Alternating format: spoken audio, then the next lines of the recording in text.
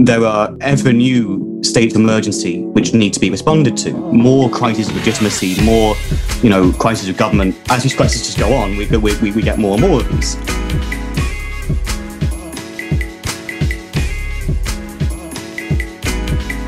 Today is Wednesday, June 16th. The year is 2021. This is No Easy Answers, and I'm your host, Jules Taylor. Today, like all days, I have no easy answers for you.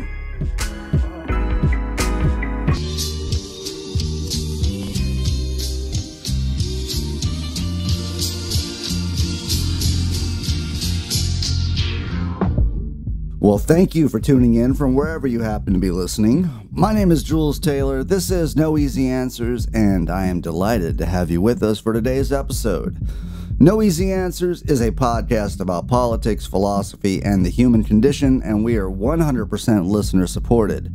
So if you like what we do and you want to support us, please head to patreon.com/noeasyanswers and click the subscribe button. We are getting closer to the day where we will have some bonus content for you, but alas, today is not that day. We still have nothing behind a paywall, but we're working, towards some Patreon-only content for our subscribers. Thank you to everyone who subscribes to our Patreon already. Y'all are really amazing. Subscribing with no other incentive other than wishing to support the publicly available content. Thank you so much. And if you can't subscribe to the Patreon right now, or if you want to wait until we have some bonus content, there are still a number of ways you can help us. You can follow us on Twitter, you can like our Facebook page, you can share these episodes on your social media, you can recommend these shows to your family and friends. All of that helps us expand our reach, and you can even join the conversation on our Discord, subreddit, and all those links are available in the show notes. And as always, we welcome your comments, concerns, criticisms, and vitriol at noeasyanswerspodcast@gmail.com. Also, this is something I wanted to alert listeners to before we get started, that in addition to this show, No Easy Answers, I also worked with my friend and comrade Maximilian Alvarez to produce a podcast that he hosts called Working People.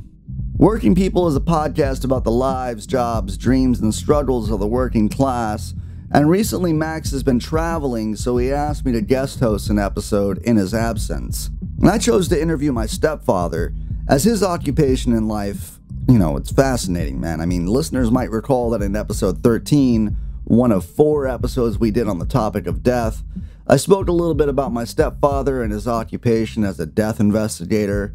In interviewing him, I discovered a few things about his life that I had no idea about. That he started as a gravedigger when he was 8 or 9 years old, how this influenced his life and shaped the path he took in his life, and how death influences the way he looks at the world. That interview is now up on the Working People podcast feed. We'll link to it in the show notes. And it's also been republished by In These Times magazine and the Real News Network. So go ahead and check that out if you're curious about the labor of death and everything that goes along with that. Alright, so today is part 4 of an arch this podcast is taking that is attempting to examine the psychological, cognitive, and logical workings of the far right. In part 1, episode 29, I went into great detail about how contemporary fascists are attempting to infuse spirituality into fascist movements, much in the same way some of the lesser-known fascists made attempts at this in the 30s. In part 2, episode 30, we spoke with Professor Benjamin Teitelbaum about his book, War for Eternity, in which he managed to spend many hours conducting in-person interviews with people like Alexander Dugin and Steve Bannon. Professor Teitelbaum really helped us see how the fascists of old, people like Julius Evola and Savitri Devi, are still relevant and influential to contemporary fascist movements. In part 3, episode 31, we started investigating some of the philosophers who were around during the interwar period, and we spoke with Professor Richard Polt about Martin Heidegger. Professor Polt wrote a book called Time and Trauma, Thinking Through Heidegger in the 30s, and our conversation around Heidegger helped us get to the bottom of a lot of key questions. Like, why do both sides of the political aisle cite and reference Heidegger and share him like a philosophical hero when the dude was a Nazi? I know that going into that episode, I had thought that Heidegger might have been redeemable, meaning that perhaps his joining the Nazi Party was more of a result of the time period in which he lived, not as a result of the forwarding of his own philosophical projects or personal beliefs. But, Professor Polt was kind enough to read to us some of the more disturbing passages from Heidegger's Black Notebooks. And so, as it turns out, it's not so easy to get Heidegger off the hook. Today, in part 4, we're speaking with Matthew Lowery, one of the co-hosts of the Acid Horizon podcast, which we love here on the podcast, or rather me, the host of this podcast. I really love the Acid Horizon podcast. And so I'm really excited about this collaboration. Matthew is speaking to us about another German philosopher, Carl Schmitt. And I thought the episode about Schmitt would naturally follow from our episode on Heidegger, as both of these controversial characters are cited by both sides of the political aisle, and Schmitt's critique of liberalism is one of the stronger critiques of liberalism out there. And also, even though the philosophies of Heidegger and Schmitt could not be more different, I feel like there is some overlap to point to in Heidegger's emergency of being and Schmitt's concepts of states of exception. I mean, that isn't a commonly held notion by professors of philosophy, but we do try to tease that out a bit, and I think listeners will really enjoy this conversation that's mainly about Carl Schmitt, but we do get into and make reference of several of the people discussed in episodes 29, 30, and 31.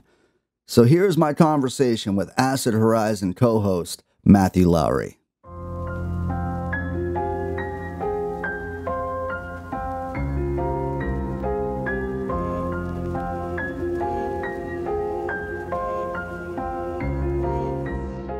So right on, dude. It's good to see you, man. When I sent you this message or whatever, I guess I caught you in the middle of you were down at the pub with your dad, and mixed up on my end, but that's all right. I'm sorry to drag you away from your pops, man. Nah, it's fine. Yeah, pleasure to be here. But yeah, dude. And this is things have gotten kind of dark on this podcast lately. I released, we're recording this on, what's today's date? Today's the 27th, and I'll be releasing the first 2 of 4 episodes tomorrow, I want to say. But all that shit has been really dark, man. I mean, I went from talking about spirituality and some overlaps with like traditionalism and stuff. I fell into a research black hole about like Julius Evola and all that shit. And then that's a real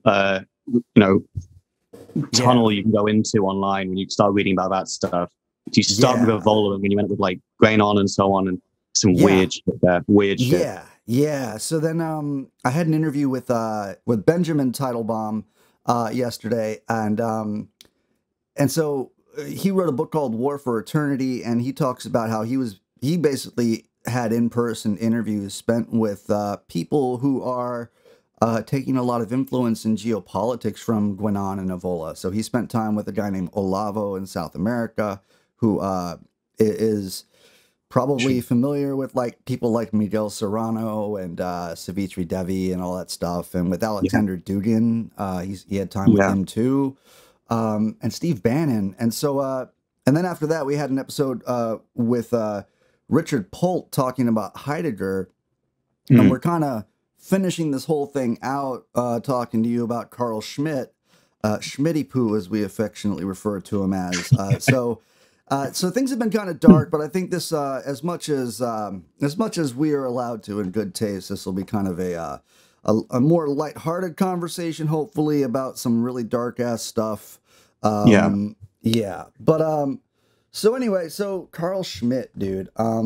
I have been thinking a lot about Carl, and I took your advice and read some of Agamben's stuff, expounding upon like the states of exception and stuff like that.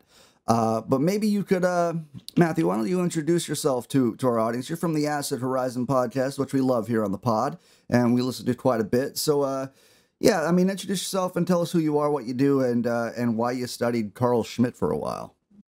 Hi, my name is Matthew Lowery. So I'm doing my PhD at the University of Leeds right now. I'm essentially working on critical ideas of radical democracy, particularly in writers like Deleuze and Guattari, as it appears there, and Blanchot and Rancière in particular. Rancière, cool. Yeah, and I guess I found Schmitt when I was doing my master's degree at the University of York. So I did, it was an LLM in legal and political theory. And there was a certain module I did. I think the professor who taught me it was Tim Stanton at the University of York. And it was a really interesting module. It was called Topics in the History of Political Thought. But instead of doing separate topics, he simply took one topic and explored it sort of chronologically as it appeared in various forms throughout history. And the concept we were studying in that one was the idea of authority, I think, if I remember correctly. And it was this fascinating sort of set of things to read and learn about, because at the end of it, this sort of shadowy figure hovering in the background through all of these discussions we've been going through in this module was this figure, Carl Schmitt, who we probably only did, 2 weeks of him at the end of it. But I became really, really interested in him, not because I sort of personally shared politics with him, right. But because there was a range of his ideas and that I found that if you did just even a small amount of research, that there are a lot of people on the left who find a lot of his ideas at least really interesting or thought-provoking, right? I think at minimum, many people on the left would say that he's kind of a figure who you can kind of sort of sharpen your own blade by engaging with, right? He at least makes you think a little bit harder about your own positions, even if you don't agree with him. But a lot of quite important thinkers go quite significantly beyond that. And so I became quite interested in Ernesto Laclau and Chantal Mouffe, who basically take Schmitt as a sort of formative influence in how to think about left-wing populism as they advocate for it. So that's really how I got interested. I just sort of learned a little bit about him, and then I started diving into this rabbit hole of some of his own work, which I found more or less convincing, and then seeing how that was influencing some of the other thinkers I was already interested in on the left, basically. And so I was always interested in him from a kind of, what can I, as someone who considers myself on the left, take from this thinker? It may not be everything, and it may even be nothing, right, in the end. But it seemed at the time, and just still to some extent, was a sort of worthwhile sort of thing to research and write about. Right. Yeah, I mean, the Schmittian ideas, man, I mean, they are a scathing sort of critique of liberalism. And, I mean, we all have, whether you're on the left or right, or even just a liberal or whatever, we all have our discontents with liberalism. And so something that kind of, that Benjamin Teitelbaum kind of brought to my attention was that, like, capital T traditionalism is something that is, in his opinion, something a bit further extreme than fascism itself, in that it's kind of a scorched earth kind of thing. But I pick up on similar sort of scorched earth within the critiques of Schmitt about liberalism, and we're going to talk about all that stuff. But I'm really curious about your the way you placed it, like sharpening your own blade, and I think that's what any of us who are interested in social change, in bringing about a more democratic society or social justice or what have you, we all could use a sharpening of our blade. And, more also, I've come to understand that, like, by engaging with Schmitt, what we're doing is we're engaging with someone that, like, both the left and the right quote and cite and reference. So there's like a sharing of like philosophical heroes on the left and the right. And maybe hero is not the right word, obviously, but like, the left will quote Schmitt, Heidegger, Nietzsche. And obviously we're not trying to parse out like whether Nietzsche was a fascist, but Heidegger and Schmitt were both members of the Nazi Party. Yeah. And so there's a certain amount of like how much of their philosophical work is tainted by their activities in the Nazi Party. I had thought Heidegger might have been redeemable until I spoke to, Richard Polt, and he kind of schooled me on some of the more overt statements and opinions held by Heidegger. But I don't think we're even dealing with that question here as it pertains to Schmitt. There's like a messiness to sort through with all these philosophers. Like on the one hand, you're reading them to like, on the one hand, you're reading these people to like sharpen your own blade, but on the other side of it, you're finding value in the words of Nazis, and so there is a central contradiction there, that like, it is unsettling even for me to understand Yeah. who I'm reading, what they believed, and how they utilize their own philosophical thought, you know? Yeah. No, I think that's completely fair. It's one of the really strange and difficult things about reading. I think particularly the two big figures here would be Heidegger and Schmitt, right? Right. In that both of them had pretty explicit relations with the German Nazi Party, more or less involved personally and politically active with them, and so on. So there's always going to be this question about to what extent does their personal politics, their personal or even public, actions and so on. How, to what extent does that actually influence the ideas themselves? And I think I don't know if there's a right or wrong answer there, because at least as I'm aware of with Schmitt, within the kind of research and literature on him, there are some who will say that you more or less can separate these things out. In that there seems to be an application of certain ideas in some places, but the ideas themselves can be understood in different ways. On the other side, there are also those who think that basically you just can't separate the two, particularly with Heidegger. I think it's perhaps more the problem with Heidegger. I know that there's one of the most important critiques of Heidegger is his idea of presence and place. Really can only be understood in relation to Heidegger's own anti-Semitism, right? Oh, wow. So there's some really good literature on that as well, by the way, on Heidegger's anti-Semitism, and it's really bad. Like, Right. so the horrifying thing about Heidegger is that, as we know from his Black Notebooks, the main reason why he sort of split, at least publicly, from the Nazi Party is that he basically believed that they were insufficiently National Socialist, right? He basically thought that the Nazi Party, or Hitler at least, and the leadership and so on, had failed to understand their historic task or whatever, right? So he never really renounced any of his particular affiliations with or endorsements of that party. He basically thought that he was sort of the only legitimate Nazi.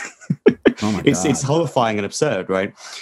Schmitt is a slightly more complicated case, I think, in that sense, because, or he's perhaps slightly more complicated. But I certainly think that there's a lot of room here for very reasonable disagreement about whether we should even be reading him.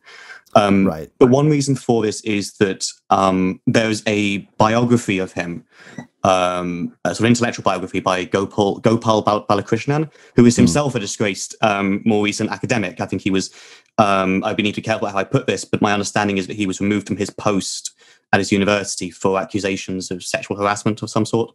Okay. But the biography itself talks about Schmitt's relation to his time with the Nazis and so on. And two things stand out to me. One of which is that, so obviously one of his political activities, non-theoretical, more political, was he was write pamphlets and things for the party, right? Among doing certain legal work, although it's unclear to me exactly to what extent he really was that influential legally. And as part of this, the sort of senior and upper echelons of the Nazi Party, basically they came to the view that Schmitt's basically writing this stuff because he thinks it's what we want to hear. And it got so severe that he came very, very close to being executed, because they basically thought that he doesn't actually believe any of this stuff. He's just playing us for fools. Wow. And the basic idea that I'll read on what's going on there that I've encountered, and again I can't verify this myself, is that Schmitt was essentially a very selfish, ambitious, perhaps, and self-interested individual. And if he needed to write some anti-Semitic pamphlet, and that would get him, chair of this huge German university and head of the law school, whatever, he'd probably write it. And that's certainly not to excuse, of course, to any extent what he wrote. But it does, I think it slightly complicates the relationship between him and at least some of the political activities we know that he was engaged in. But it's always a very difficult question. I think the way I approach this is that, given the number of very serious and very well-respected left-wing theorists, philosophers, etc., who do seem to find some value in his work, whether we're talking about Agamben or Zizek or even much of Derrida. I mean, if you read Derrida's Politics of Friendship, I'd say a solid half of that is simply a response to Schmitt, actually. I was actually curious about that. I heard, all right, so like part of my research for this shit has been like, I've been listening to some voices which are really not great voices to be listening to, right? So like, sure, yeah. So I actually was listening to a podcast. I was shuffling through. I mean, I've been listening to traditionalists. I've been listening to far right extremists on podcasts to get a feel for some of their points and perspectives. Right. And again, like not out of sympathy, but out of like, I'm conducting a sort of attempt at a greater understanding at the cognitive, psychological, and logical workings of the far right. Yeah. And I'm listening to this podcast the other day, and all of a sudden the guy introduces Richard Spencer as his guest. And I was like, holy shit, wow, right? So, but anyway, so Richard Spencer fucking is there, and he's like, oh, yeah, the politics of friendship, Derrida just lifted that from Carl Schmitt. And I was like, whoa, wait a second, I had not even considered that. But please continue what you were saying about Derrida in response to Schmitt. Yeah, so let me say two things there. One is that I think it's not really lifted it. I mean, Derrida is relatively explicit that this is meant to be a kind of response to Schmitt, in the sense that it's a deconstruction of Schmitt. And part of what anytime Derrida is going to deconstruct a concept or an idea, part of what he's going to show is that it's reliant upon a certain binary divide, right? And it's unbalanced always in favor of one part of that binary. And usually he's not going to necessarily say, we need to focus on the other side of the binary. Normally it's a little bit more complex than that. But what he does in this particular case, and we'll probably go into a bit more detail about this later, is that, so Schmitt has this, gives a certain importance to the figure of the enemy, as opposed to the friend. He talks about both, but he thinks that there's a sort of unifying force around the idea of an enemy. And Derrida is basically going to say he's going to deconstruct that idea, right? He's going to try and put some more emphasis on the possibilities of friendship in a directly political sense, right? So that's where that engagement comes out from. And you find it, there are other thinkers who've engaged with him as well. I mean, Walter Benjamin had some personal correspondence with Schmitt at some point, if I remember correctly. Oh, wow. There's Zizek, McLoughlin, and Agamben, and Muffa, and many others. So I guess my basic perspective on this is that I think it's totally valid and legitimate to ask about, is his personal politics so toxic, right, that is there anything we can gain? Is there anything we can actually pass out of this and detach it from that politics? I think that's totally reasonable. But on the other hand, I would say it seems to me like quite a few thinkers have already done this to one extent or another. Derrida, for example, not even Politics of Friendship, but in an incredible essay called The Force of Law, kind of relies on Schmitt in order to basically argue that there is no foundation of law. What it relies upon is essentially a morally unbounded decision for law as such. And ends up concluding that justice is about the only thing that can't be deconstructed, right?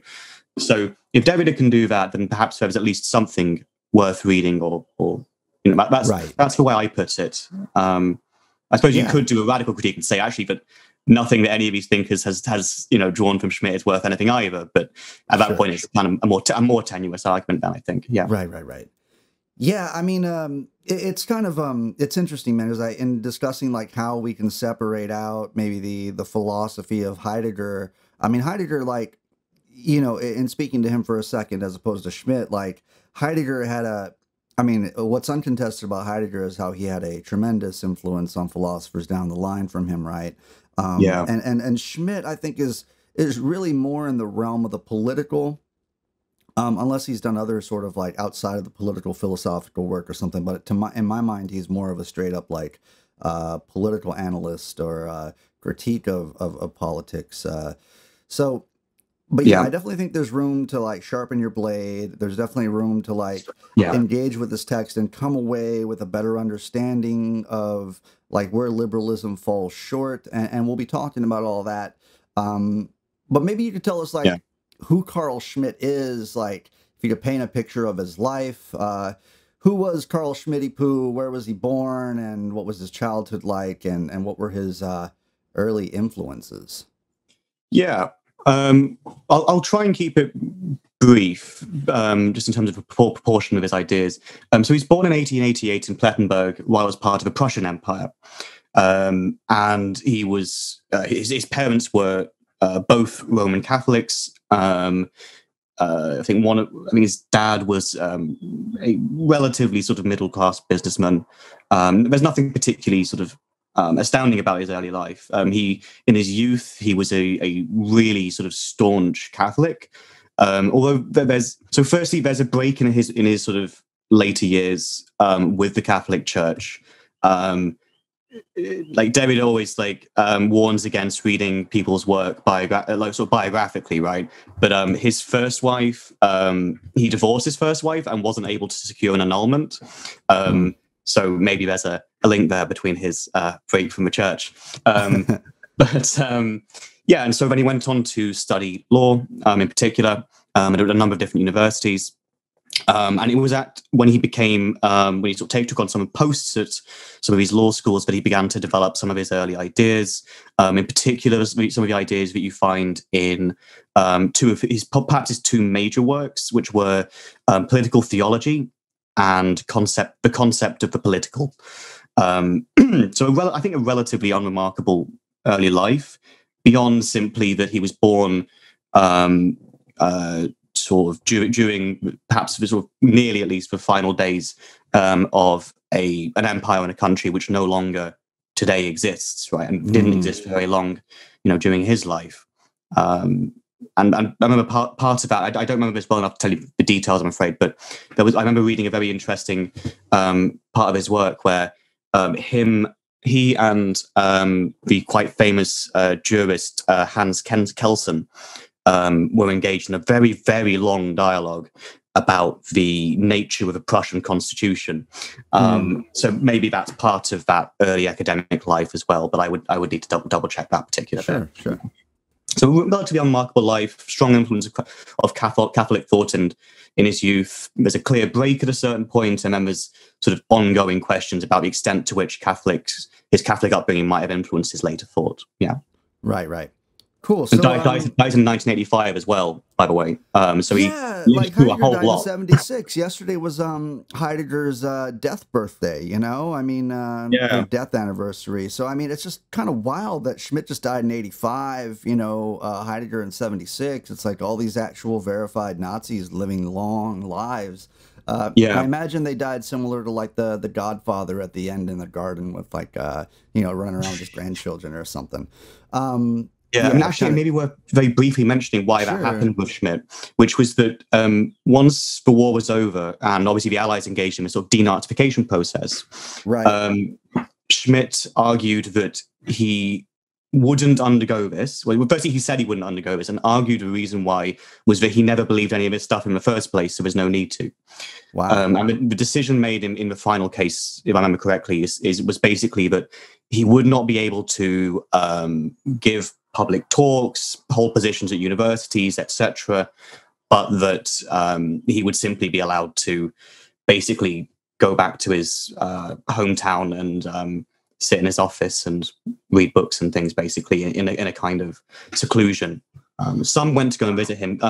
Alexandre Kojève, the French sort of Hegelian, he went to go and visit Schmitt personally, apparently. A number did, just all private conversations in his house. Yeah. Right, so I just wanted to add that as well. That's how we sort of ended. It's fascinating, to think of this guy just like, I didn't believe anything. I'm going to sit in my cabin and just read a bunch of books and continue on this. It's just absolutely wild to me, post denazification and everything, Yeah. So do you have a feel of whether, I know we discussed it, like he was like, hey, I don't really believe any of this stuff. And maybe his actions to join the Nazi party and write whatever he did in favor of the Nazi party, like maybe all that was just like an opportunist sort of mode of action.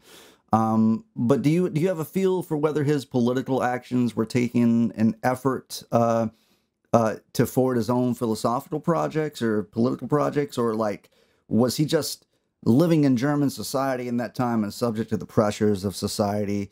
And so I guess I'm asking this question to sort of frame it of like, is there any room for talks of redemption within Carl Schmitt at all? Yeah, I mean, it's a really difficult one, and I want to be careful about how I how I phrase this one. What I would say is that on the one hand, I think you absolutely could see his political actions during that time as an application of at least some of the ideas that he develops in some of his work.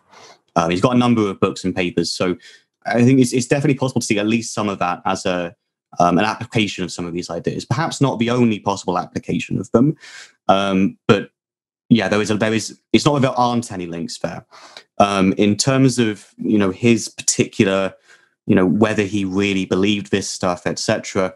Really hard to tell, because you're right. On the one hand, if you wanted at that time, if you wanted to be able to speak in public, you had to go along the ideas. But of course, the response of many, better people was they got out of Germany, right? I mean, they got out of Germany and started criticizing Germany from abroad, right, and so on. And of course, he would have had that option. He was quite influential at the time. So it's not really a defense of him to go back to say that. I suppose, in that sense, I think there's a great deal of opportunism in some of his actions there. I think he. It's just notable to me that he came so close to being executed by the government that he was supposedly working for, right? They strongly doubted his own commitment to their ideology, that they nearly had him killed. I mean, it was one of the very senior figures who basically said, let him go and stay in his house and so on. So like personal redemption, I really don't know about that. In terms of the ideas developed in his books and so on, yeah, I think there's more there than just what you would find in Nazi Germany, etc. A lot more than just that. Right. All right, so let's so what did let's get into some of his critiques of liberalism and some of the stuff that is convinced philosophers and people who engage with philosophy to go back and read his thoughts. Like, curiously, I don't hear liberals reference Carl Schmitt very often, but I guess there's a reason for that. So tell us about what his political thought was about all that stuff. Yeah. So one of the things about Schmitt is that his work covers a enormous range of topics and areas, because he wrote for many, many years, even after being basically exiled, right? But I take it largely that the three most important works of his were Political Theology, The Concept of the Political, and an early work called The Crisis of Parliamentary Democracy. I'd argue that in terms of, if you're interested in what the critique of liberalism is, you'll find it in all three, but it's perhaps at its most sort of acute and polemical in that early one, The Crisis of Parliamentary Democracy. And it has been a little while since I went back and read that one. But essentially what he's going to argue is that there's a whole range of areas in which liberalism is constructed upon certain standards it holds itself to. It's liberalism only insofar as it is able to realize certain standards, right, and to enable certain conditions. So one of the things that it requires, whatever it necessarily involves, is the idea of representation, right, of representative politics. And what Schmitt's going to argue in that early book is that representative politics itself relies upon certain conditions being met for that to even function. And some of those will include free debate, a strong sort of media, newspaper networks, and so on. It's going to involve also a certain separation of religion and politics, etc. There's a whole sort of range of things he thinks it really requires in order it was going to work. But he thinks, and it's sort of an argument by demonstration in a way, right? He's going to look at the Weimar Republic, which is when he was writing it, and he's going to say it utterly fails to live up to any of these standards, and that's why you have a kind of crumbling republic at the time, right? So what you find about early book is that it's quite a polemical one. It's less, I think, theoretical than some of his later work. But I touch on just sort of maybe a very, very brief overview of some of those other two works. Sure.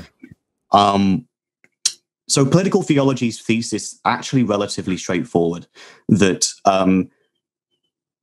most, if not all, of the basic and fundamental concepts of political theory are essentially secularized versions of much older religious concepts.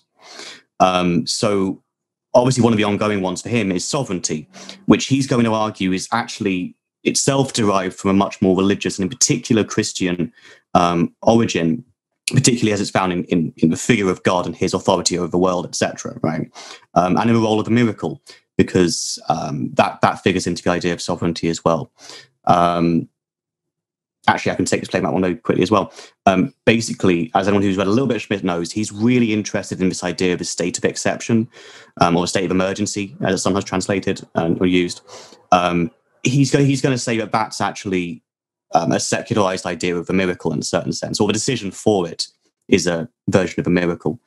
So he's going to argue, firstly, that these are rooted in religious ideas, but for that reason, the secular implementation of them, not by necessity, but just because of our own history, is a strange and often incoherent sort of application of these ideas. It doesn't really understand what's going on in the very concepts that it invokes, particularly sovereignty. And that's one of his critiques of liberalism, is that liberalism says, or will take it to be the case, that every particular instance needs to be covered by a more general rule of law, right?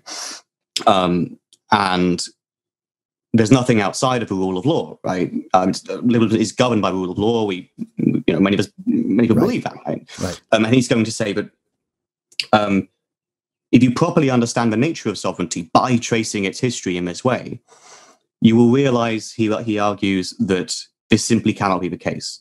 When push comes to shove, there will have to be a decision about what he calls whether a state of emergency has arisen, such that a suspension of the normal constitutional arrangement needs to happen. And in that case, he's going to say, well, either you explicitly have a sovereign, right? You have like a king or a dictator or whatever, and he or she is going to make that decision. But he's also going to argue that even if you don't explicitly have a sovereign, if you have rule of law or legal system, there will presumably be somewhere in that, someone or some group of people is going to make a decision about that, right? And if you can locate in your constitutional order who makes that decision, then you've located the sovereign, really. That's the idea, right? And then very finally, I guess, the concept of the political, that's the one I found most interesting. And that's where it was, we were talking about Heidegger. Well, you mentioned Heidegger earlier, and then earlier in the week, we've been talking a little bit about him on Twitter, where I think there are perhaps some links. Broadly speaking, so Schmitt's going to argue that we need to understand the political as a distinct mode of engagement with the world and with others, and that our experience of the world is sort of made up of various spheres, he calls them. You've got moral sphere, the economic sphere, the aesthetic, the religious, and he's going to argue that there's a separate one called the political sphere. He thinks this is distinct and independent from many of the other ones. And he thinks part of the problem with liberalism, because again, it always comes back to liberalism with him, is that it tends to conceive of the political as simply a combination or mixture of economics and morality. And that leads to several consequences for a liberal regime, in his view, is that firstly, it tends constantly towards depoliticization. Secondly, it leads to a growth in bureaucracy and in a kind of bureaucratic, what would be the word? A form of politics in which everyone just agrees on almost everything, but the debates go on endlessly about insubstantial matters, basically. We disagree on these fine details, but fundamentally we don't really disagree. That's sort of what he thinks happens. And everything essentially for him under this system becomes a question of a kind of monstrous machinic rationality, or reason, which comes to dominate everything in this technological sense, which therefore transforms everything into a kind of economic value to be optimized and produced and maximized, etc. While on the other hand, every form of conflict essentially becomes always already a moral conflict. So he thinks there's this process of sort of moralization that happens as well. Where, so the picture he sort of paints is of a technologically advanced society with depoliticization, growth in bureaucracy, technology, a dominating form of reason, a lack of meaningful debate over political alternatives and substantive political matters, and a sort of what you might call sort of third way politics, right? Where we sort of form a consensus, right? We all disagree on this stuff and so on.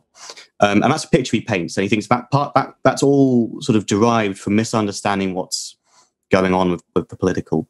I should say then that, so he thinks every one of these spheres, moral, economic, whatever, is formed on some kind of basic distinction. It's constituted by a distinction, right? Right.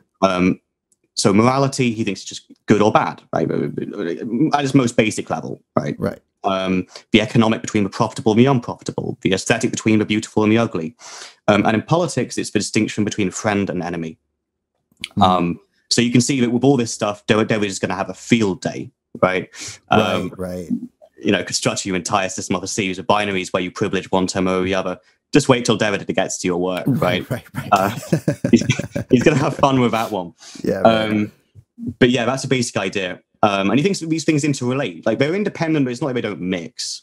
Right. So to put a pin in it, what he's going to argue, for example, is that a religious conflict can become political, or becomes political precisely insofar as that religious conflict is capable of organizing a group of people into a kind of a state of warfare against the other group, basically, right. or a state of, or not warfare, because that sort of implies like a physical, you know, swords and guns and stuff. He's more interested in the kind of the antagonism within it, right? That conflict creates an antagonism which divides up into various groups, right? So that's his idea of what political is. It's less, in my reading, like violence per se.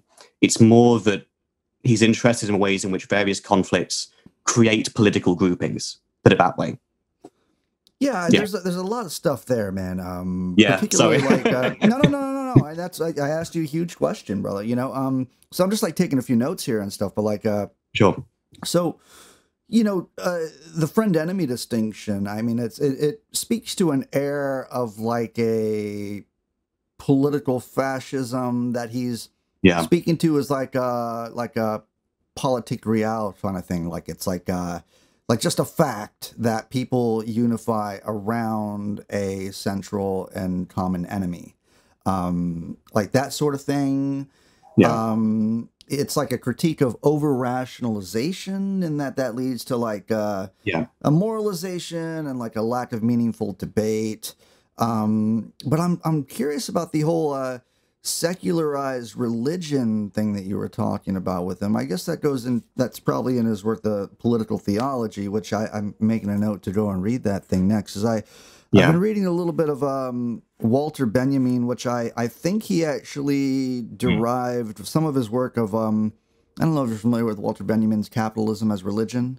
It's I think he took those ideas from Schmitt, and later Agamben in a fragment sort of expounds upon that. And Agamben is like a really, like, I love Agamben's writing, man. I mean, just like being taken on a ride with Agamben is really great. But Agamben sort of, and maybe this isn't here or there, but Agamben sort of, he posits the idea that when the dollar was, when the dollar bill was stopped being backed up by gold, that it created a sort of like that money itself became self-referential, and speaking to like this sort of relationship of secularized religion. You mentioned kind of like a strain of Christianity that's present within that stuff.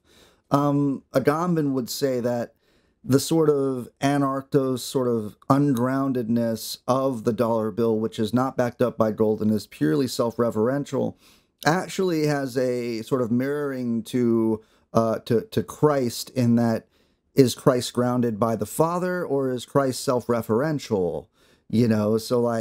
So in a way, it's like, I feel like Agamben is a little overstating things within that. But then I go back and forth with this, as I'm like, Schmitt talked about this stuff, and he's responding to Walter Benjamin, who is responding to Schmitt, in those works. So like this sort of tracing of the concept of the transcendental, really. I mean, if I could go back in time and beat the shit out of anyone, it would probably be Plato at this point, from everything that I've learned, So, okay, so there's a bunch of shit there from talking about his critiques of liberalism, the states of exception, basically being able to say that, like, if you have a democracy, if you have checks and balances, if you have something like the law that is as all-encompassing as it can be, surely at some point in history there will arise a crisis which then negates all of that. And so liberalism, and all of its attempting to prevent a strongman, authoritarian, yada yada, it actually is desperately in need of one at times. And so that's, I think that's what you were to some degree saying. I don't think I summarized everything you said, but if I'm hearing you correctly, that's what I'm hearing, is like kind of a Schmittian critique of liberalism. Yeah. Can I add two things there then? Yeah. One is that, so Schmitt, one of the reasons why Schmitt becomes so interesting for people on the left is that he draws a very clear distinction between liberalism and democracy. They're completely distinct. And he actually thinks that many of the problems that liberal democracies undergo is precisely because there are two distinct and in certain ways opposed traditions trying to navigate a kind of synthesis, right? So in a certain way, while he's going to rabidly critique liberalism, he's actually much more okay with the idea of democracy in a strange way. So, for example, we talk about sovereignty, right? And there's different forms of sovereignty, of course, right? The sovereignty that the king enjoyed in medieval Britain or whatever was going to be different from sovereignty today. I can't remember exactly which work it was in, but there's a point at which he says something like, popular sovereignty is basically the only game in town at this point, right? So he basically says that he wants some kind of clear understanding of sovereignty, but given certain historical and political conditions, the only form available to him is a popular sovereignty. So he gets in some very strange territory there.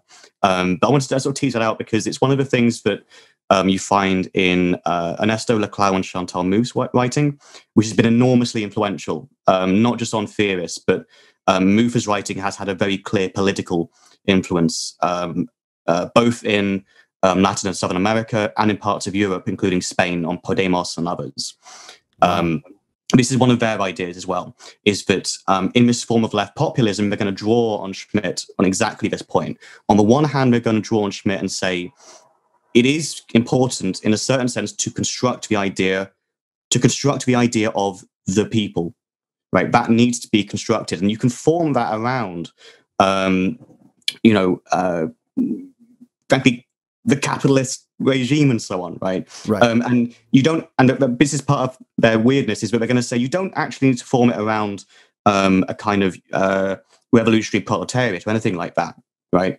Because in a certain sense, the only thing the people are united by is their opposition to the sort of enemy that you designate, like capitalism, banks, etc., right?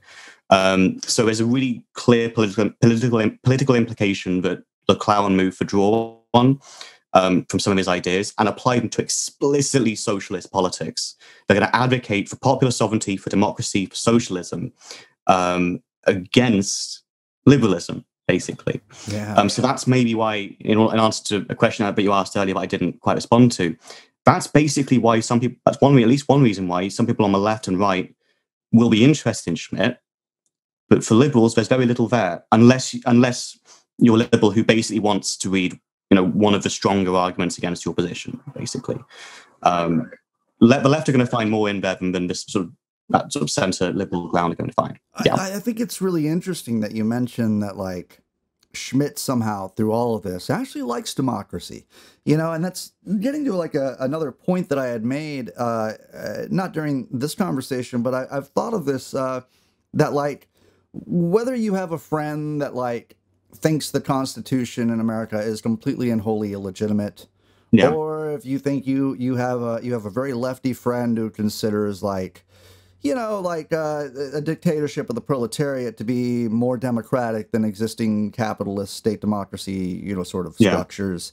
Both those people still are in pursuit of a democracy, are like democracy, and consider it, ideal, or there's an affinity for democracy there.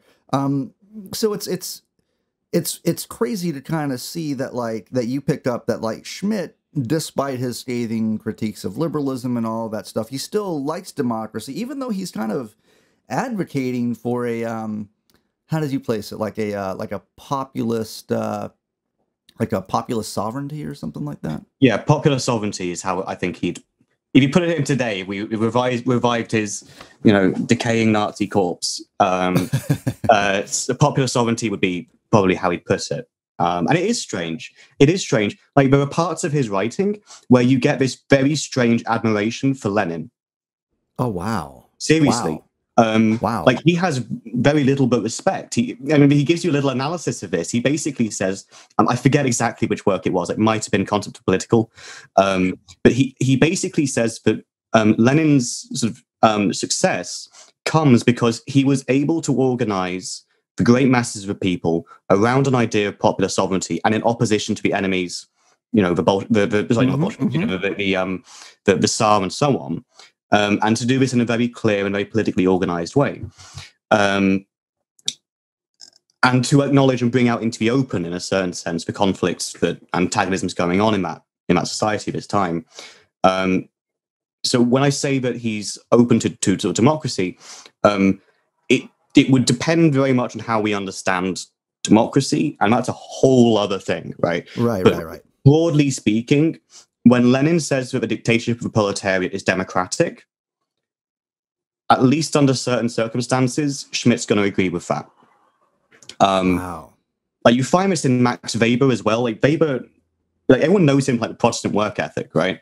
But he has a lot of writings on democracy, and he basically thinks that the idea that democracy is about, like, elections and elections which determine a certain level of representatives of the people and so on. Weber's going to say that's not really, at least it's not necessary to democracy. That's what Weber says. And Schmitt's going to agree, because basically it's going to be about whether there's a clear sense that they can actually command the acclamation of the people, as he calls it sometimes, the acclamation of the people. And he thinks, both Weber and Schmitt think that, at least in most cases, it's usually clear whether they do or don't. And so when we say democracy, don't necessarily take that as the idea that he's fine with elections, or at least, I don't know if he's like necessarily opposed to them. I would need to read more, I guess, but I don't know if he's opposed to them. I just think he thinks it's a little bit peripheral to the kind of stuff he's interested in, if you see what I mean.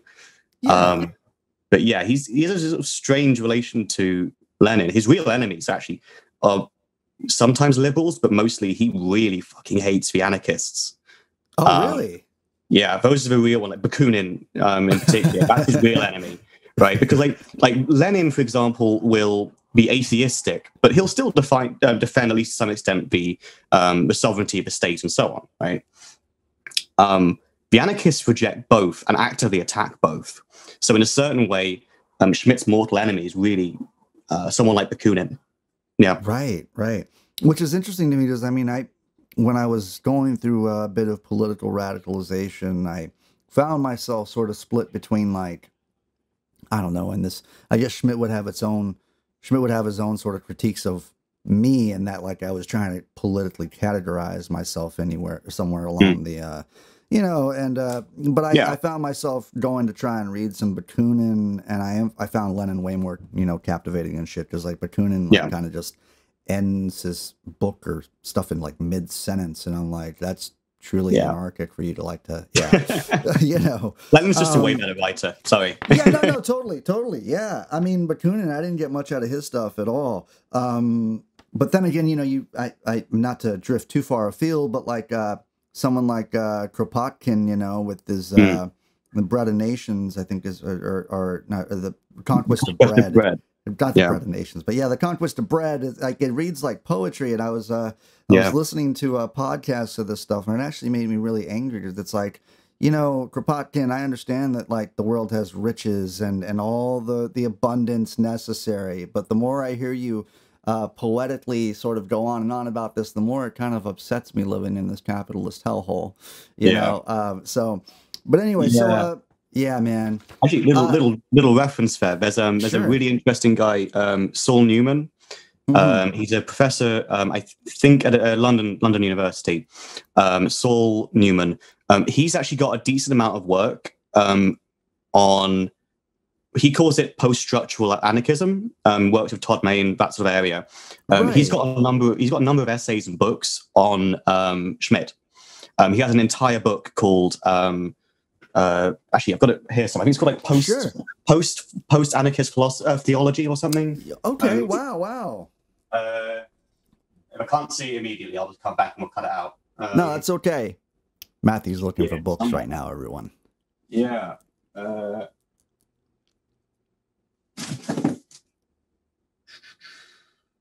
we go.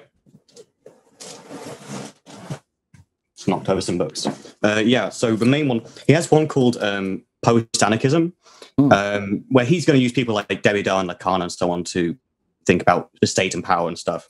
Cool. This one, Political Theology, that's explicitly concerned with the work of Schmitt, but giving it a kind of anarchist bent, basically. Right. It's really cool. I've yet to read through Todd May's... was it post-structural anarchism or something like that? But definitely like that's yet one more fucking book from Todd May I got to read at this point. I mean, I think I told you I had him on the show a while back, and I had read maybe a half dozen books from him, and but you know, his book on Ron Sierra I got to read, his book on post-structural anarchy, and as much as I'm like not like a pacifist or I do want to read his book on nonviolence as a tactic and stuff like that too. He's a great writer. Yeah, he so is, man. I could gush about Todd May's writing all day, but it really when this pandemic hit, I went to a very existential place, and so I started reading about meaningfulness and death, and so his books were very timely in when I chose to read them, and. You know, it's so strange after reading like a few books of a person and then getting to talk to that person. It was one of the few joys that happened over the last year living in quarantine and stuff. But so going back to Carl Schmitt, man, I mean, can we talk about some of the philosophical overlap between the projects of Schmitt and Heidegger? I know that we talked a little bit about how they both kind of had like an emergency sort of to their, or a salient sort of urgency to their texts. And maybe you could speak to that for a bit. Yeah. So I can put it this way. Most scholars in this area don't really think that there's a philosophical overlap between the two. Sure. There's obviously the biographical stuff. Most don't think there is. I'm a little bit different in that I think there is actually an overlap between the two. And there is some work on this.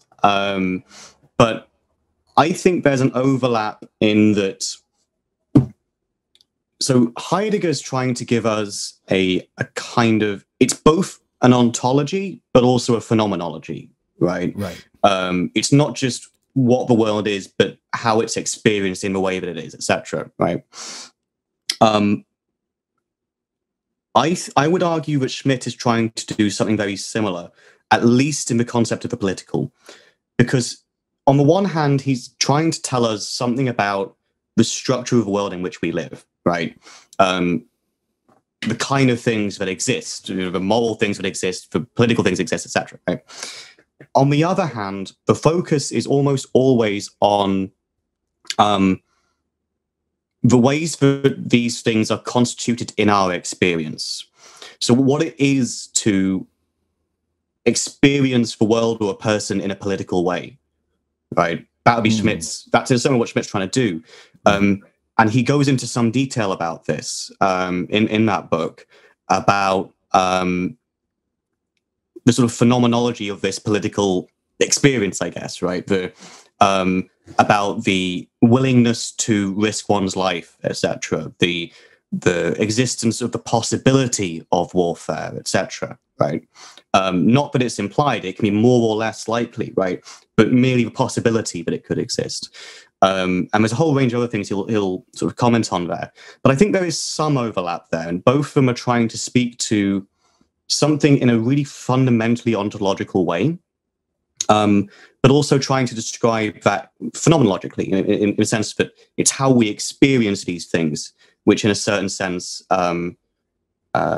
brings them into our understanding.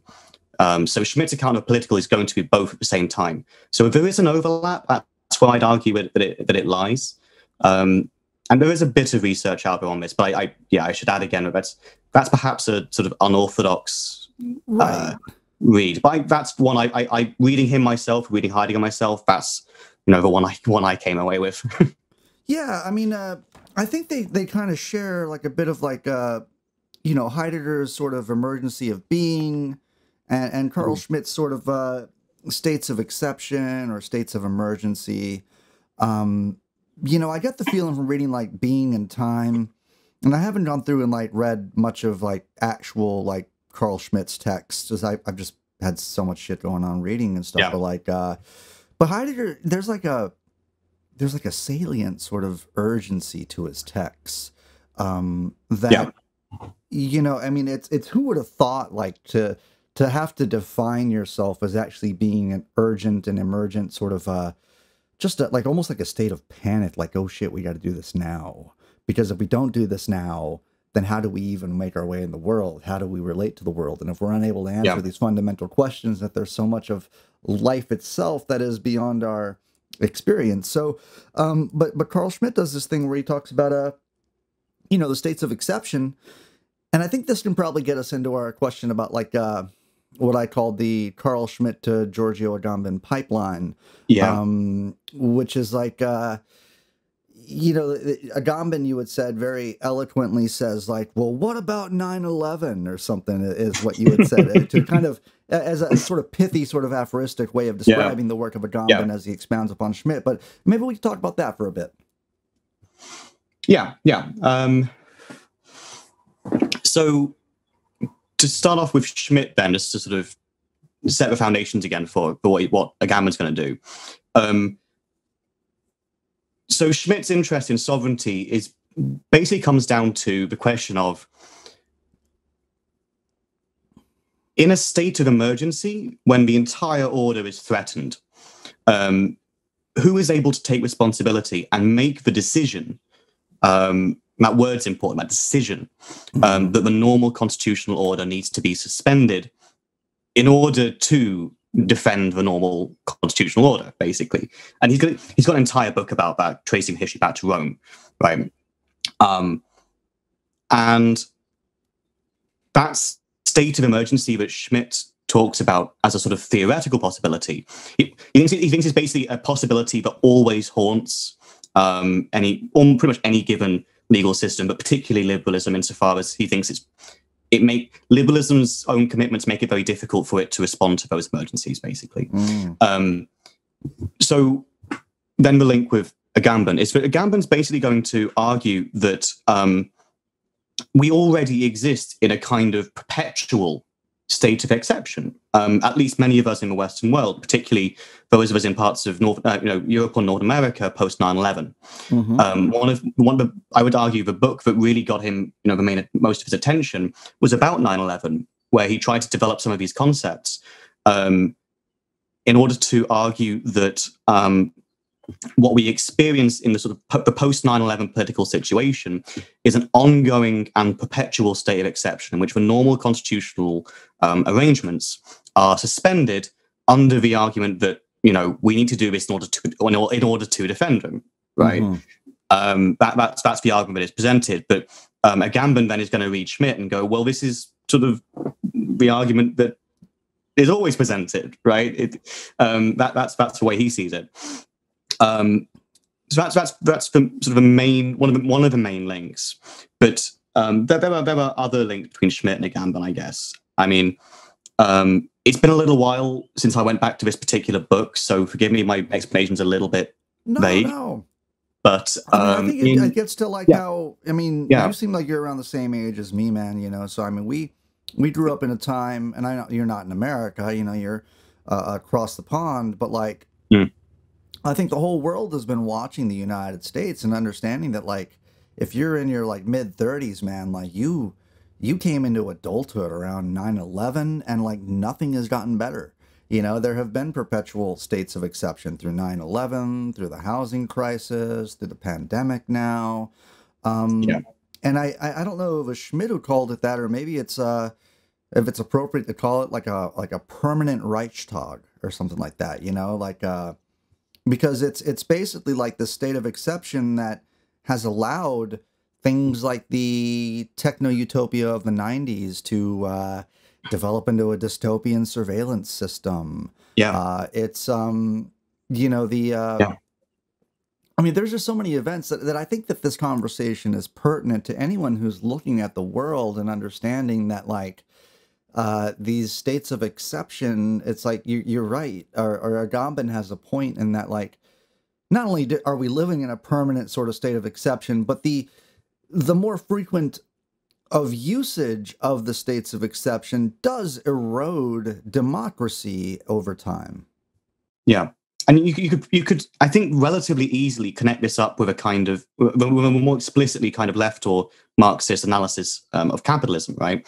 Which is that, so far as we take it from Marx, that capitalist societies undergo not just a repetition of crises, but a kind of intensification of crises. Right. Insofar as these crises intensify and the pace at which we undergo them intensify, there are ever new states of emergency which need to be responded to. More crises of legitimacy, more, you know, crises of government failing to, you know, meet the demands of people, etc. Right. So in that sense, you could join these up relatively easily. I think, you know, that as these crises just go on, we get more and more of these.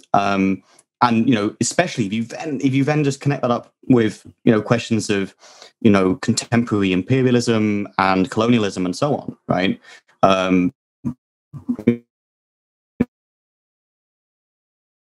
Wars in the Middle East, etc. There's certainly, hopefully, at this point, it should be it should say to most listeners why are quite interested in Schmitt, right? Yeah, I would hope so. Might cut out again. Yeah, you cut out a little bit, but I think that was okay. Yeah. If you want to say all that again, you can. Cut out for a little bit. Yeah, I think all of this, if you're living in America, or if you live just in the fucking world, watching what America is doing, the concepts that Schmitt introduces, the sort of furtherance of those thoughts that Agamben takes on and argues, I think all this should be fascinating and enthralling for anyone who is looking at the world and understanding that somebody is pulling the fire alarm, and it happens every other day, kind of thing, you know. Yeah. So we're getting to the end of the questions here, but I think we do need to talk about a quote from, I believe, Leo Strauss. When he wrote to Schmitt in 1932, Strauss summarized Schmitt's political theology. I guess he's referring to the work Political Theology. That, quote, because man is by nature evil, he therefore needs dominion, but dominion can be established, that is, men can be unified only in a unity against other men. Every association of men is necessarily a separation from other men. The political, thus understood, is not the constitutive principle of the state of order, but a condition of the state. So tell me your thoughts on, because it seems like, if I'm hearing this correctly, it's like Carl Schmitt thinks that people are fundamentally evil, and the only way they can be unified is in a unification against other men. Yeah. I think the key bit of this passage is the last sentence. What Schmitt's interested in is what are the conditions under which any given political state can come into existence and under which it can continue to exist, basically. That's really what he's trying to get at. It needs, in a certain sense, a territory, maybe not geographically defined per se, although I think he will say you would presumably need one, right? It needs a kind of topology of a people which can form the basis of the state. So the people come first for Schmitt. They're the more sort of ontologically primary element. It's also why he's open, as I said earlier, to a little bit of an idea of like popular sovereignty, right? A people comes first, and it is that people which makes the decision, in a certain sense, for law, for the state, for that particular state. And there's more going on there in terms of how he thinks this works, what it needs. One of the really dubious bits, although he's deliberately very ambiguous about it, but it's worth mentioning because, part of the background to this conversation about Schmitt has been, he's very, well, to say that his politics were dubious would be to underplay it. The guy was a Nazi, right? Right. One of his arguments is that, so if what you need is a people to constitute itself, as opposed to like this people as opposed to that people, this group and not your group, etc. Right? He argues that it needs what he calls a form of substantive homogeneity, which is a very dubious thing to read from a writer like him. Right. The only thing I'll say there is that, or maybe I'll say more later, or afterwards. But the main thing that I think would be worth adding on to that is that he really doesn't care what that homogeneity is. He doesn't care if it's religion, unification around a set of political or moral values, ethnicity, whatever. It's defined in a kind of ambiguous way. He's going to rule out certain things. He thinks certain criteria are simply too vague in order to be able to construct a people, basically. So if there was one which said, well, if that's the case, why don't we all unify in one society as just humanity, right? Right. And that's the substantive homogeneity, is that we're all human, right? So Schmitt's going to say that it's just too insubstantial. Insofar as it can't distinguish between anyone at all, it's not enough to form a basis of a political society, of a legal order. And of course, one of the proper responses to that is, or should be, well, if that's the case, how interested are we in a legal order or political state, right? Right. It's totally open to say that. That's sort of what that, in my own work, that's sort of the route that I go down, basically. Not directly because of Schmitt. I mean, these days, I frankly just don't engage with him as much as I perhaps used to. But yeah, so he's going to say that there's a sort of need for substantive homogeneity, but he really doesn't care what that is, as long as it's solid enough that you can kind of hold on to it, I guess, as he put it. So wow. I hope that makes sense. I think it's a difficult idea. In a way, I think like he would consider himself a realist, or at least, that's the way he'd look at it. I mean, he's deeply indebted to Hobbes. I was going to say, yeah, and that one shines through in that passage that you quoted, right? Yeah. Like this idea that man is by nature evil, but through legal order and political society and civil society, man is capable of, arranging himself in a more virtuous way, etc. Right? So yeah, but that bit I think can be difficult, counterintuitive, questionable, and all for good reasons. Just to say that just there's one last thing I wanted to say about something I mentioned earlier, which is that in this question of how a people is constructed, that's one of the central questions, in a way, that many on the left have been asking for decades now. Right. And if we detach the idea of a people from some kind of racialized or ethnicized sort of notion of it, these questions about who who could be the revolutionary subject under contemporary conditions, right? Can there be a popular mass movement against capitalism, the authority of the state, etc., right? In a certain way, these questions overlap, I think, which is why you end up with people like, or thinkers like Leclerc and Muffa, to more or less extent, engaging with some of Schmitt's ideas and questions. They go in slightly different directions, but fundamentally, that they think there's enough here, at least in some of these questions, some of these ideas and these concepts and so on, that it can prove very useful, they think, to a left which is struggling to understand its relation to popular social movements, to the state, to the proletariat, the working class, etc. So I guess wanted to just say a little bit more about that, just as I did. To highlight some of where my interest is, because I'm less interested in Schmitt, I guess, and more in some of where he's used, I suppose. So yeah. I mean, I certainly like Carl Schmitt has been the foundation of more intense interest of who I've engaged with, Agamben specifically, Benjamin. Yeah. But like this quote from Strauss, man. You mentioned Thomas Hobbes. Yeah. And I feel like there's a contradiction that I'm picking up on, which is like, and I think it goes back to what you were saying, is like, in that, like, there's a pessimism of Hobbes within this statement or this quote. Yeah. And that pessimism is that it contradicts with, like, even the effort of attempting to build something political, like if human beings are evil and need dominion, and we're going to just take this sort of nihilistic look at human nature, then why even attempt to build, something political out of that?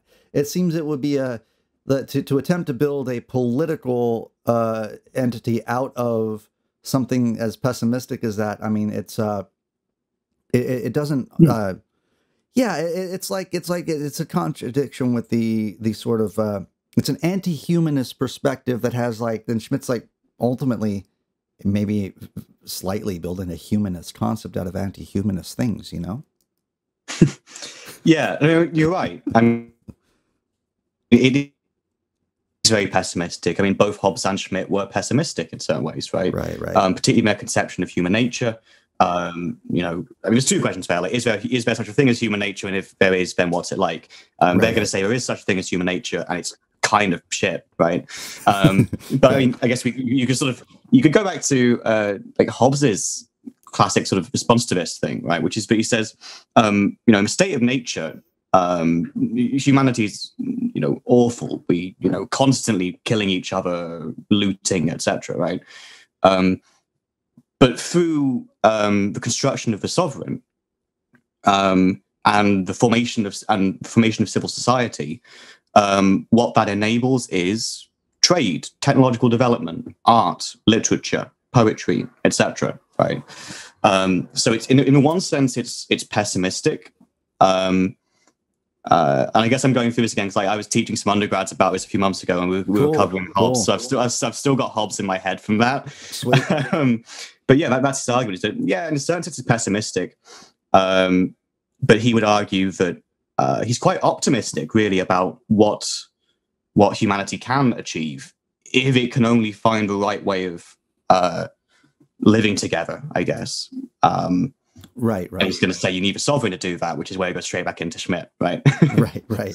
Yeah, I mean, there is a bit of I mean, it's interesting you bring out the sort of a perspective that would frame Hobbes as like kind of an optimist in a way, which is kind of funny, dude. It's like in a way, it's almost like if we're going to take it that far, we could say that Hobbes was also a piece of shit because he was saying that humans were incapable of governing themselves without a sovereign, which is something that is, I mean, maybe that relates to Rousseau in a bit of like the noble savage thing or something.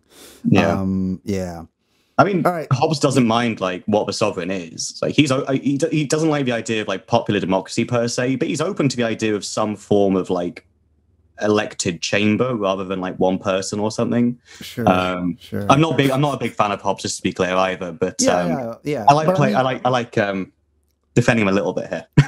yeah. No, it's funny to be like devil's advocate or defending guys like this in a way. It's funny positions you put me in here, Matthew. But like, but that's kind of what this entire arc of the show was supposed to be about. You know, between studying Nazi thinkers, man, or you know, thinkers that joined the Nazi Party that still have leftover philosophy that are having influences down the line, and perhaps through this investigation we can gain a better understanding, or at least know where the far right is coming from.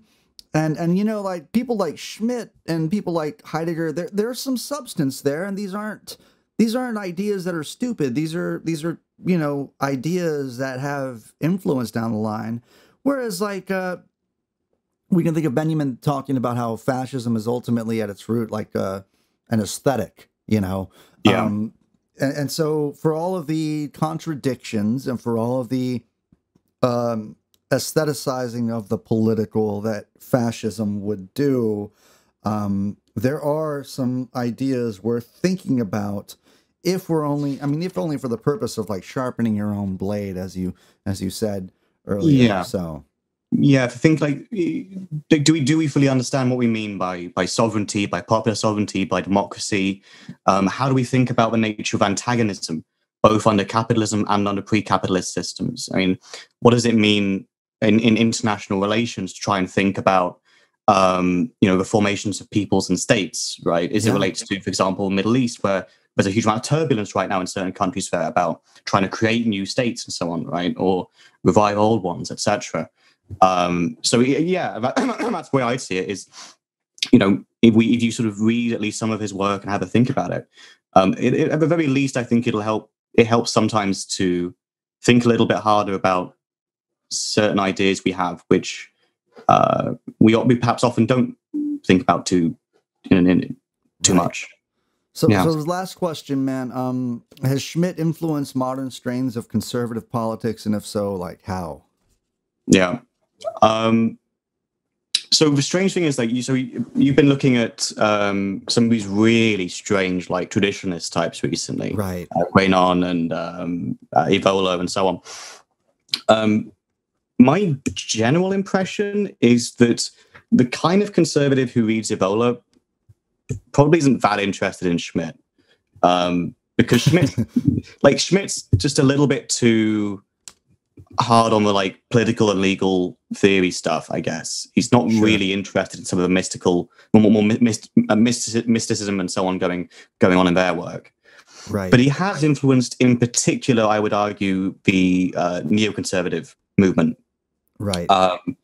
That's one of the sort of bits of analysis you get out of Agamben in particular.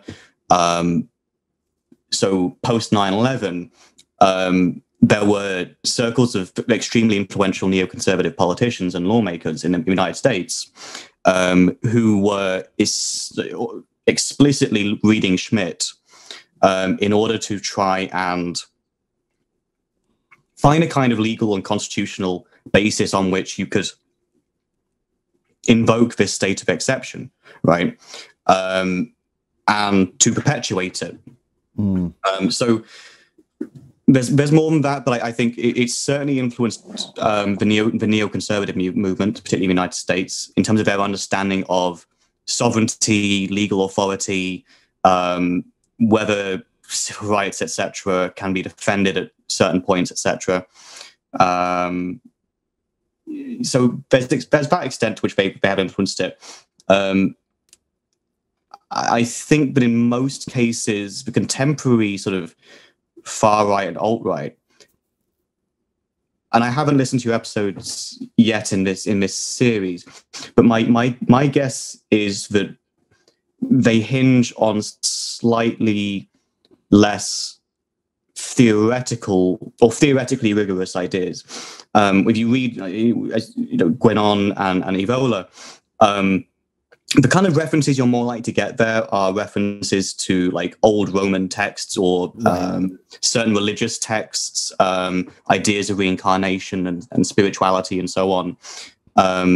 And I think much of the alt-right and far-right at this point is probably more indebted to that line of thinking. There's this kind of mysticism going on. It's this traditionalist understanding as well, whereas Schmitt's he's just a little bit more ambiguous on these kinds of questions. He's more interested in sort of more directly political ones, such as, how does a normal legal order work? How does it respond to states of exception? What does the rule of law mean? How does sovereignty function within a system? These sorts of questions. So I think it has influenced certain strains, particularly the neoconservative strain. But in some of the cases I think you've been looking at recently, Schmitt's perhaps more of a background influence. If he's there, it's normally because they're probably like mixing with each other, and like one of them read Schmitt and says you should read it. Right. Yeah, my guess is mostly about like criticizing liberals or something. Right. Yeah. I to a certain degree, I can see that Schmitt and his work would be the sort of ideological ally of anyone looking to critique liberalism, but not necessarily like critique modernity, like not necessarily taking like an anti-technological sort of stance, not necessarily something to that end. But yeah, so I look at this stuff and I honestly thought that Carl Schmitt might be some of the darker aspects of what I would be studying in this overall examination. Yeah. But actually, Carl Schmitt is probably one of the more tamer characters, even though you look at him and it's this sort of scorched earth critique of liberalism he has, Yeah.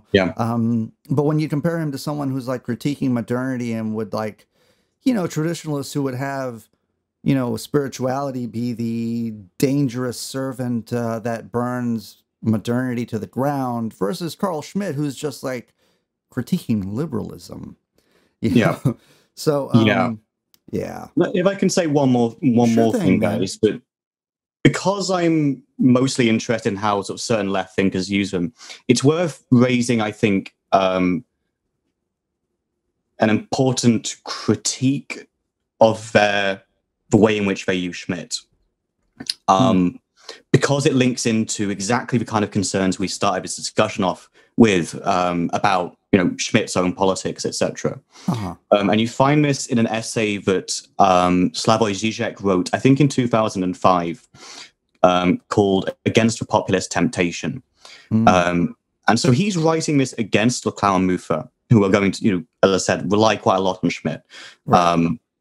And one of the things he's going to worry about is that, and so maybe again just to say this, so Leclau and Muffa are interested in how it is that you can construct a popular mass movement against capitalism in favor of socialism, social justice, and democracy, right? Right. And they're going to ditch the idea of a kind of unified proletariat or revolutionary subject or anything like this. It's going to be a kind of more vague people constructed by what they oppose, right? And that's enough to unify them, drawing on Schmitt, right?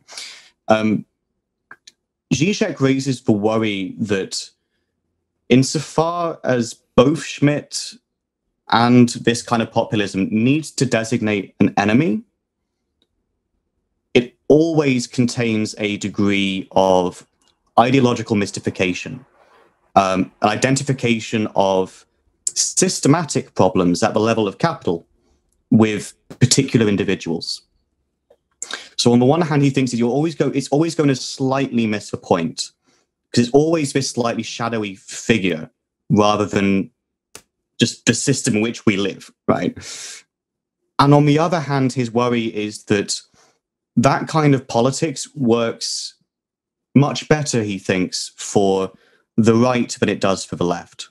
Right. Because the left, insofar as it's opposed to capitalism, he thinks needs to engage in that kind of systematic analysis, right? That systematic critique. And he worries about the construction of a form of politics where, as we both know, and as I'm sure you'll know, having studied some of this stuff over the last few weeks for your podcast, if you construct a political battlefield on which the terms of engagement are the construction of enemies which represent more systematic problems, right, and you construct them really vaguely and so on, the right are really good at that.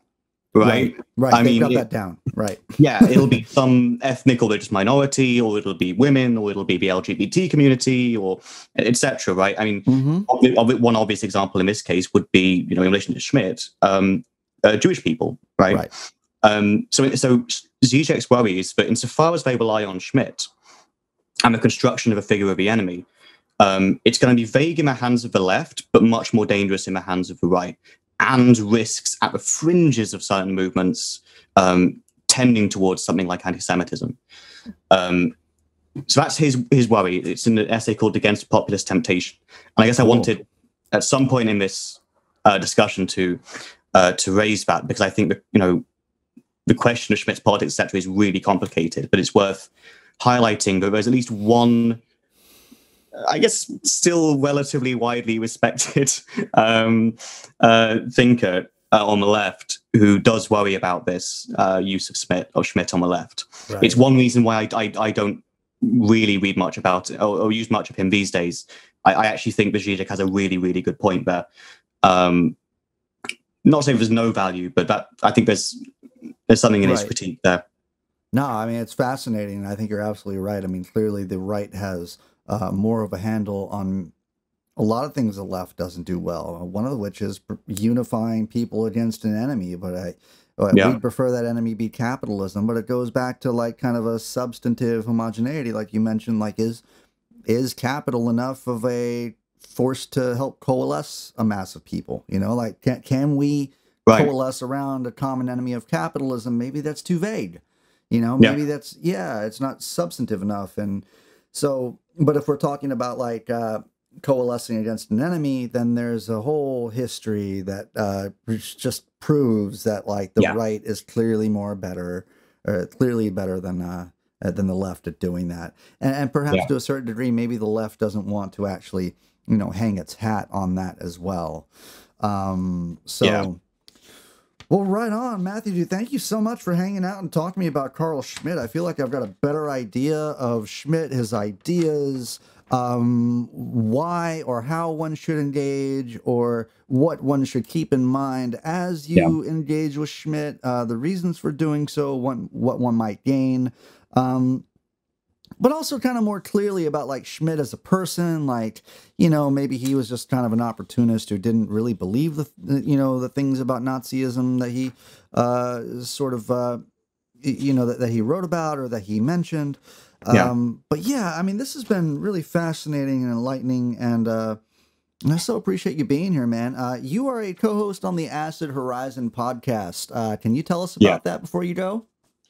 Yeah, sure. Also thanks for having me on. It's been really, really fun, actually. Really fun. It's been a little while since I've dived back into Schmitt. I'm a co-host on the Acid Horizon podcast, which is a podcast dedicated to theory, more in a sort of quite broad sense. We cover political theory, philosophy, literature in general.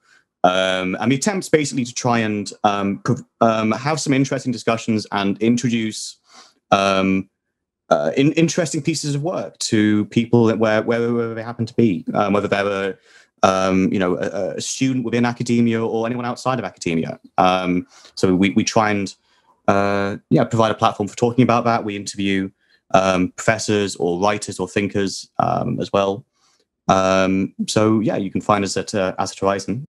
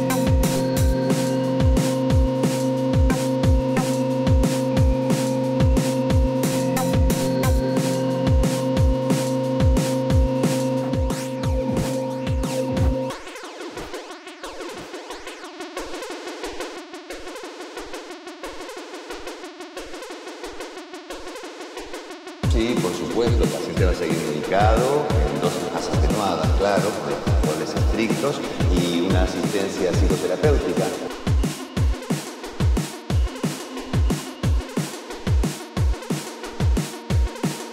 Sí, por supuesto, el paciente va a seguir medicado en dosis más atenuadas, claro, de controles estrictos y una asistencia psicoterapéutica.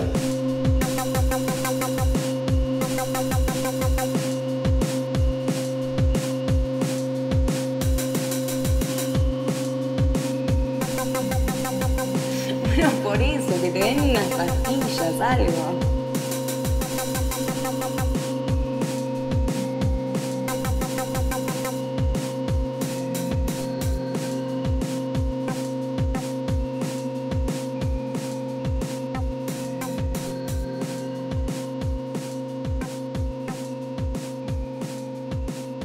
Este miedo y esta angustia y esta preocupación que usted tiene es una preocupación normal, como le decía, le pasa a la mayoría de las personas en esa circunstancia.